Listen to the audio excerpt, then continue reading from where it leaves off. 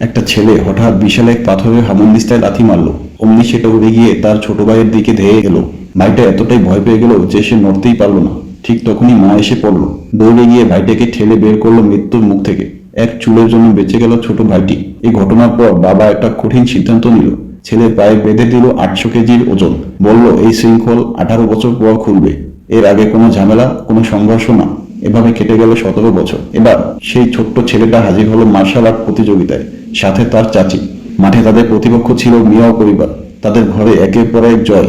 একে একে হু পরিবারের সবাই কুপোকাত হয়ে গেছে। তারা চিৎকার করে বলছে, হু পরিবারে কেউ নাই, একটু আবর্জনা পাঠাও, তাদের মেরে গায়ে একটু গরম করি। হু পরিবারের সবাই একে একে পরাজিত।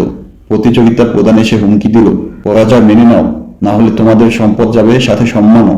তখন চাচি একাই নামলেন রিঙে।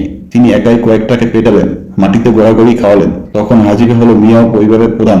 সে বলল, শেষবার বলছি, মাথা নত করো, নয়তো কষ্ট বাড়বে।